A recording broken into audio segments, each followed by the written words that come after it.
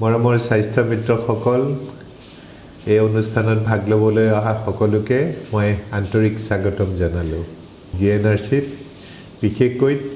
তিনিটা কেটেগৰীৰ স্তৰৰ মানুহ চিকিৎসা ল'বলৈ আহে প্ৰথম স্তৰৰ মানুহখিনি হ'ল যিবিলাক মানুহ আকস্মিকভাৱে ৰোগত আক্ৰান্ত হয় লগে লগে চিকিৎসাৰ ব্যৱস্থাটো নিদিলে সেই মানুহজনৰ প্ৰচুৰ ক্ষতি হ'ব পাৰে বা বাচিও নাথাকিব পাৰে তেনেধৰণৰ ৰোগী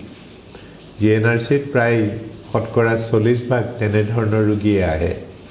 আকস্মিকভাৱে আক্ৰান্ত ৰোগীসকল দ্বিতীয় স্তৰৰ ৰোগীসকল হ'ল অপিডিত দেখুৱাবলৈ আহে আউট পেচেণ্ট কনচালটেশ্যনত জিএনআৰচিত প্ৰায় 120 জনমান ডক্টৰ বহে তিনিওখন হস্পিটেলতে আৰু ইয়াৰ অপিডিবিলাক অন্য হস্পিটেলৰ নিচিনা নহয় অপিডিবিলাক 9টা বজাত আৰম্ভ হয় সন্ধিয়া 5টা বজালৈকে খোলা থাকে 9টাৰ পৰা 5টালৈকে গতিকে প্ৰায় 120 জন ডক্টৰে বিভিন্ন বিশেষজ্ঞ ডক্টৰে এই অপিডিবিলাক ৰান কৰে আৰু তৃতীয় এই অপিডিত দেখুৱাবলৈ দিনে প্ৰায় 1500 মান মানুহ আহে আৰু তৃতীয় স্তৰৰ মানুহ হ'ল বহুতে জিএনআৰচিত ভৰ্তি হৈ বিভিন্ন অপাৰেশ্যন কৰে জিএনআৰচিত প্ৰতিদিনে প্ৰায় 50টা মান অপাৰেশ্যন হয় 50টা মান অপাৰেশ্যন হয় জিএনআৰচিত আৰু বিভিন্ন জাগাৰ পৰা আহি বিভিন্ন ধৰণৰ অপাৰেশ্যনবিলাক আমাৰ হস্পিটেলত কৰি যায় গতিকে এই তিনি স্তৰৰ ৰোগীৰ কাৰণে জিএনআৰচিতনো কি ব্যৱস্থা আছে বিশেষ ব্যৱস্থা বুলিনো কি মই সেইবিলাকৰ বিষয়ে কম প্ৰথমতে মই ইমাৰ্জেন্সি বা আকস্মিকভাৱে আক্ৰান্ত ৰোগীসকলৰ কাৰণে কথা কম আকস্মিকভাৱে আক্ৰান্ত ৰোগীসকলক যদি আমি লগে লগে চিকিৎসাৰ ব্যৱস্থা কৰিব নোৱাৰো তেতিয়াহ'লে সেই ৰোগীজনৰ প্ৰচুৰ ক্ষতি হ'ব বুলি মই আপোনালোকক কৈছোঁ জিএনআৰচিৰ যিটো আকস্মিক বিভাগ এই বিভাগটো 24 ঘণ্টাই খোলা থাকে এই বিভাগটোত 24 ঘণ্টাই চিকিৎসক থাকে জিএনআৰচি হস্পিটেলত ৰাতি 12টাত আহিলেও প্ৰতিটো কেম্পাছত 5-6 জনকৈ ডক্টৰ কৰ্তব্যৰত অৱস্থাত পাব ৰাতি বোলে ৰোগী এজন আহিলে ডাক্তৰ নাই মাতিবলৈ যা অমুক কৰিবলৈ যা তমুক কৰিবলৈ যা এনেকৈ যাতে সময় নষ্ট নহয় তাৰ কাৰণে মাজনিশাও জিএনআৰচিত 5-6 জনকৈ ডক্টৰ ডিউটিত থাকে আৰু বাকি যিবিলাক পৰীক্ষা নিৰীক্ষাৰ ব্যৱস্থা laboratory x-ray ECG CT scan MRI এই গোটেইবিলাক 24 ঘণ্টাই খোলা থাকে এটো নহয় যে 9টা বজাত খুলিলে 5টা বজাত বন্ধ কৰি দিলে ৰাতি বিয়লি পেশেন্ট এজন আহিলে পিছদিনালৈকে অপেক্ষা কৰিব লাগে তেনেকুৱা নহয় চিটি স্কেন যিখিনি সুবিধা আমি খোলা ৰাখিব পাৰো সেই সুবিধাবিলাক CT scan MRI x-ray ECG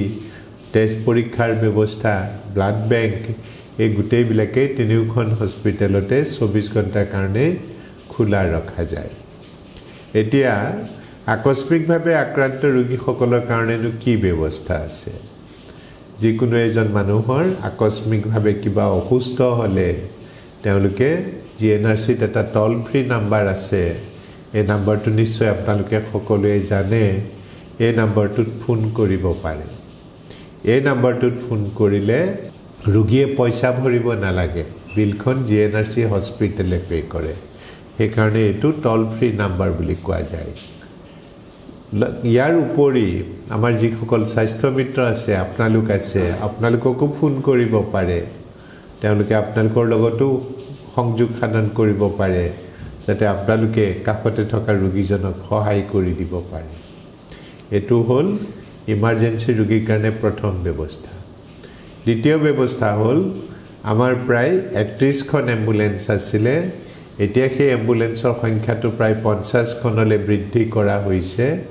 প্ৰায়বিলাক ডিস্ট্ৰিক্টতে বিডিৰ এৰিয়াবিলাকত আমি এম্বুলেন্স কোবাত 3-4খন কৈ আছে কোবাত এখন কৈ আছে আমি এম্বুলেন্স দিয়াৰ ব্যৱস্থা কৰিছো এই এম্বুলেন্সবিলাক ধুবুৰীৰ পৰা ধেমাজিলৈকে তিনচুকীয়াৰ পৰা হাইলাকান্দি কৰিমগঞ্জলৈকে থাকিব গতিকে এইবিলাক জিএনআৰচিৰ এম্বুলেন্স এই এম্বুলেন্সবিলাক ৰোগীয়ে পইচা নিদিয়াকৈ ব্যৱহাৰ কৰি হস্পিটেলত ইমাৰ্জেঞ্চিৰ অৱস্থাত আহিব পাৰে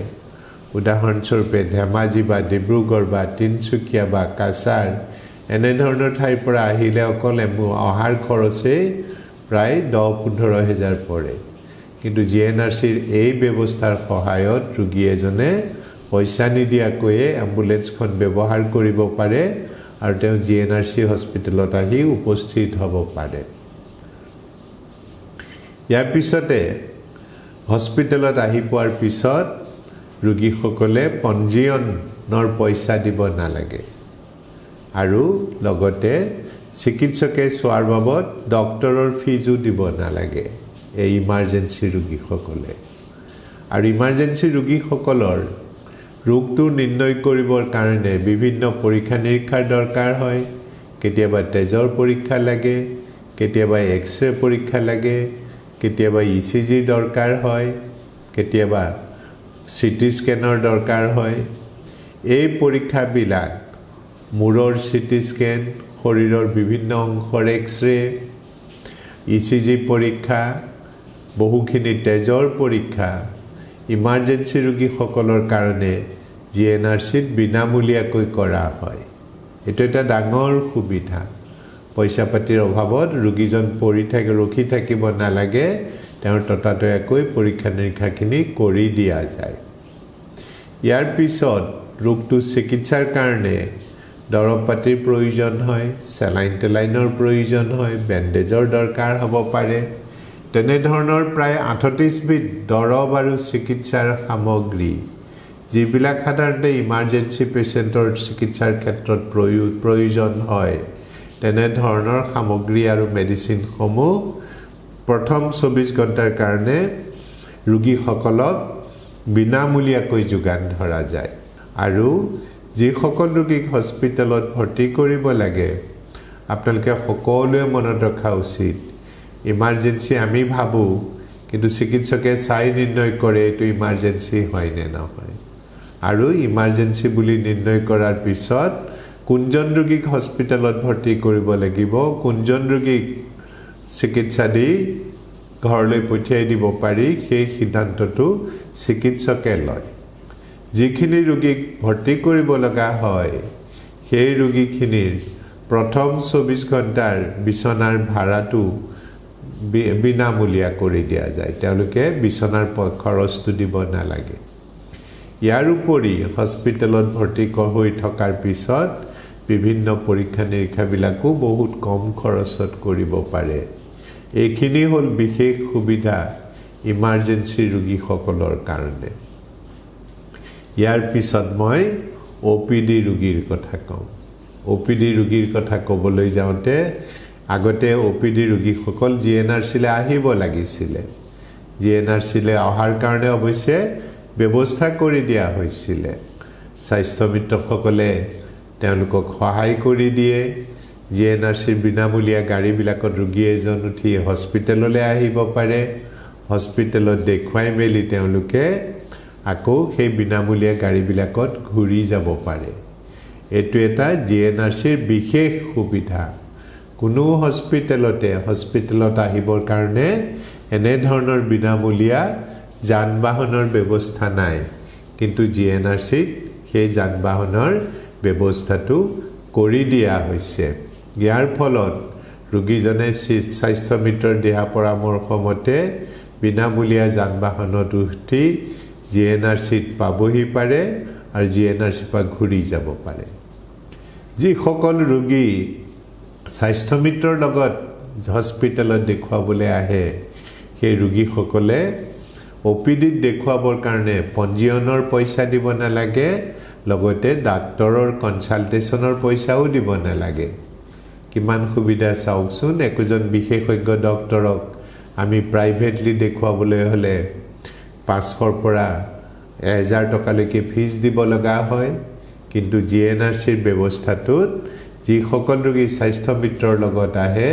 তেওঁলোকে ডক্টৰৰ ফিজ নিদিয়াকে পঞ্জীয়নৰ পইচা নিদিয়াকৈ ডাক্তৰক পৰামৰ্শ ল'ব পাৰে এইখিনি বিশেষ সুবিধা ইয়াৰ উপৰি যিবিলাক পৰীক্ষা নিৰীক্ষা কৰিবলৈ দিয়া যায় ওপিডি ৰোগীসকলক সেই পৰীক্ষা নিৰীক্ষাবিলাকো বহুত কম খৰচত কৰি দিয়া যায় উদাহৰণস্বৰূপে সিটি স্ক্যান যদি লিখিলে চিকিৎসকে ব্ৰেইনৰ সিটি স্ক্যানখন বেলেগ হস্পিটেলত 3000 ৰ পৰা 5000 পৰ্যন্ত খৰচ হয় জিএনআৰসিত সেই সিটি স্ক্যানখন 900 টকাতে কৰি দিয়ে ঠিক তেনেকৈ মূৰৰ এমআৰআই পৰীক্ষাটো বেলেগ হস্পিটেলত 7500 ৰ পৰা 15000 লৈকে খৰচ হয়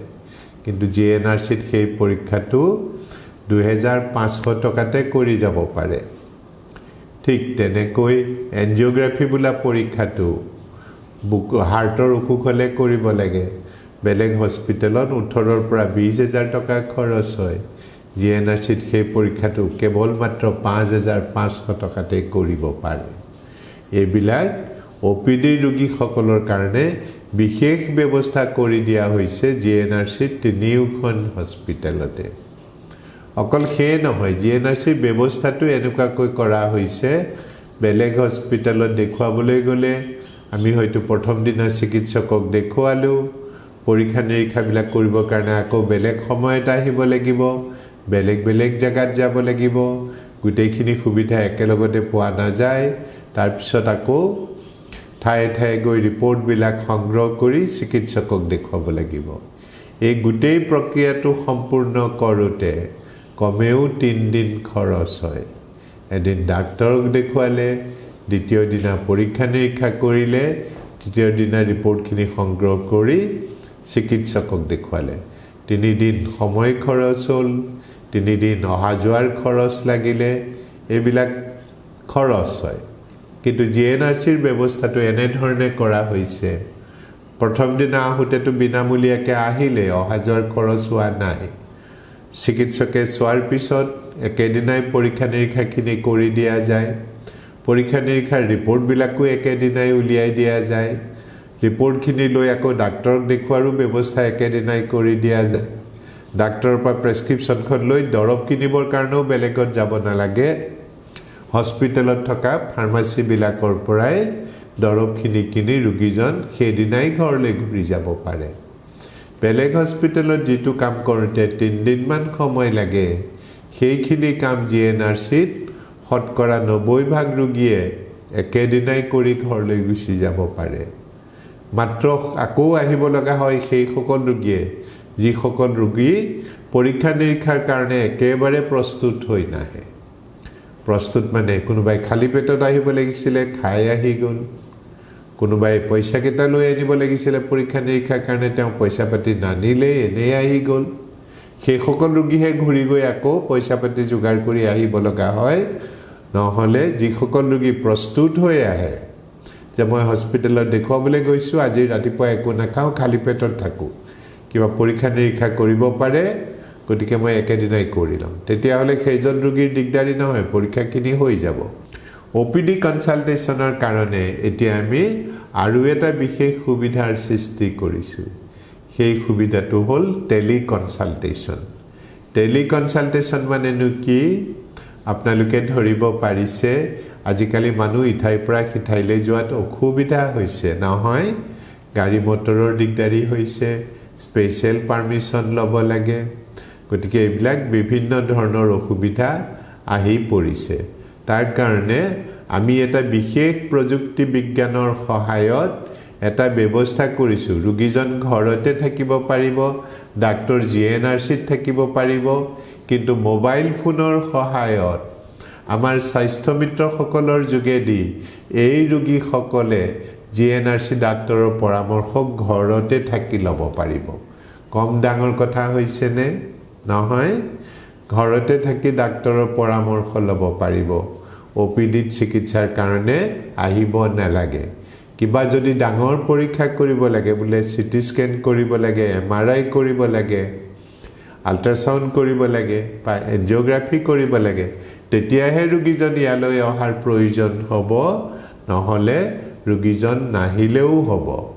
ডাক্তৰৰ পৰামৰ্শখিনি লৈ দৰৱ পাতি খাই ৰোগীজনে যদি আৰোগ্য লাভ কৰিব পাৰে তেওঁ ইমান দূৰখন নাহিলেও হৈ গ'ল এইটো এটা কম সুবিধা কৰি দিয়া হৈছে নে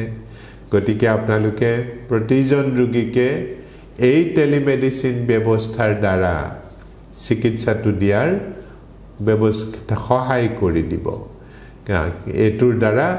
ৰোগী উপকৃত হ'ব বহু লাংখে আৰু লগতে স্বাস্থ্য মিত্ৰ সকলো উপকৃত হ'ব তেওঁলোকক মাত্ৰ কেইটামান কথা মনত ৰাখিব লাগিব মই এতিয়া কম সেইখিনি কথালে আৰু ৰোগীজনক যিখিনি দৰৱ লিখি দিয়ে সেই দৰৱৰ পইচাটো ফোন যোগে আপোনালোকে দিয়াৰ ব্যৱস্থা কৰিব পাৰিব ফোন যোগে পইচা কেইটা দি দিয়াৰ পিছত দৰৱখিনি ইয়াৰ পৰা স্পীড পোষ্টত আমি পঠিয়াই দিওঁ গতিকে দৰৱখিনিও নিৰ্ভৰযোগ্য দৰৱ পালে আমি গুৱাহাটীৰ পৰা কোম্পানীৰ পৰা অনা দৰৱ ডাইৰেক্টলি পুনে পুনে পঠিয়াই দিলোঁ লগতে দামৰো বিশেষ তেনেকৈ যে আমি বেছি চাৰ্জ নকৰোঁ নিৰ্দিষ্ট যিটো ৰেট সেই ৰেটতহে আমি দৰৱখিনি ইয়াৰ পৰা সাপ্লাই কৰিম গতিকে তেওঁ দৰৱ কিনিবলৈ আহিব নালাগে ফাৰ্মাসিয়ে বিচাৰি থাকিব নালাগে নিৰ্ভৰযোগ্য দৰৱখিনি ঘৰতে পাই গ'ল নহয়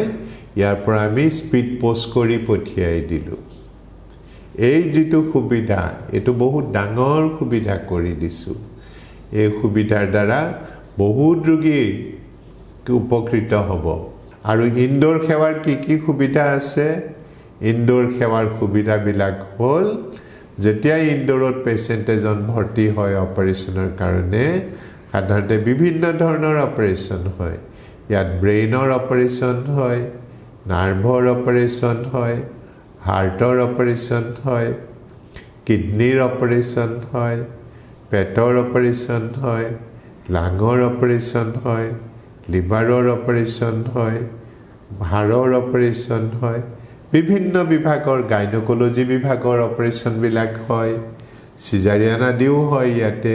গতিকে বিভিন্ন বিভাগৰ চিকিৎসকসকল আছে বিভিন্ন বিভাগৰ বিভিন্ন ৰোগৰ অপাৰেশন ইয়াত সম্পন্ন হয় মই আৰম্ভণিতে কৈছো এই অপাৰেশন বিলাক ডিজিএনআৰসিত প্ৰায় 50 টামান অপাৰেশন প্ৰতিদিনে হয় আৰু এই অপাৰেশন বিলাক কিছুমান বিশেষ সুবিধা আছে সুবিধাবিলাক কি যিসকল মানুহৰ PMJAY কাৰ্ডখন আছে বা অটল অমৃত অভিযান কাৰ্ডখন আছে আৰু তেওঁ কৰিব লগা অপাৰেশনটো যদি এই কাৰ্ডত সংলিষ্ট কৰা হৈছে তেতিয়াহ'লে তেওঁ নগদ ধন নিদিয়াকৈ অপাৰেশনটো কৰি ঘৰলৈ যাব পাৰে যিসকল মানুহৰ PMJAY কাৰ্ড আছে যাৰ অটল অমৃত অভিযান কাৰ্ড আছে আৰু তেওঁৰ অপাৰেশনটো যদি এই কাৰ্ডখনৰ সংলিষ্ট কৰা আছে তেতিয়াহ'লে সেই অপাৰেশনটো নগদ ধন নিদিয়াকৈ তেওঁলোকে কৰি যোৱাৰ সুবিধাখিনি আছে যিসকলৰ এই কাৰ্ডখন নাই তেওঁলোকৰ ক্ষেত্ৰতো বহুত কম খৰচতে এই অপাৰেশনটো কৰি যোৱাৰ ব্যৱস্থা কৰি দিয়া হৈছে এয়া হ'ল অপাৰেশন কৰা ৰোগীসকলৰ বিশেষ সুবিধা আৰু তেওঁলোকৰ আকৌ যদি পৰীক্ষা নিৰীক্ষা কেতিয়াবা দৰকাৰ হয় সিটি স্ক্যান লাগিলে MRI লাগিলে এনজিওগ্ৰাফি লাগিলে তেতিয়া সেইবিলাকো কম খৰচতে কৰিব পাৰিব অপাৰেশনৰ কাৰণে চেকআপত যিসকল ৰোগী মাজে মাজে আহিব লগা হয় চেকআপ কৰোঁতে ডাক্তৰৰ ভিজিটটো দিব নালাগে কনসালটেশন ফিজটো স্বাস্থ্য মিত্ৰৰ লগত অহা ৰোগীসকলে ডাক্তৰৰ ভিজিট নিদিয়াকৈ অপাৰেশনৰ পিছৰ চেকআপ বিলাক আৰু অপাৰেশনৰ আগৰ চেকআপ বিলাক তেওঁলোকে কৰিব পাৰে তাত ডক্টৰৰ ভিজিট দিব নালাগে এখিনি হ'ল বিশেষ জিএনআৰসিত থকা ব্যৱস্থাৱলী এই ব্যৱস্থাৱলীৰ সহায়ত বহুত ৰোগী প্ৰতিদিনে উপকৃত হৈ আছে এতিয়া আপোনালোকৰ কৰ্তব্য হ'ব মোৰ এই কথাখিনি শুনাৰ পিছত যেতিয়া আপোনালোকে ঘৰে ঘৰে যায় ঘৰে ঘৰে গৈ প্ৰথমতে আপোনালোকৰ নিজৰ চিনাকিটো দিব তাৰ পিছত আপোনালোকে ক'ব কি আপোনালোকনো কিয় আহিছে আপোনালোক অহাৰ উদ্দেশ্যনো কি তাৰ পিছত কৰোনা ভাইৰাছ প্ৰতিৰোধৰ কাৰণে ল'ব লগা ব্যৱস্থা কেইটাৰ কথা ক'ব হাত ধোৱাৰ কথা ক'ব মাস্ক পিন্ধাৰ কথা ক'ব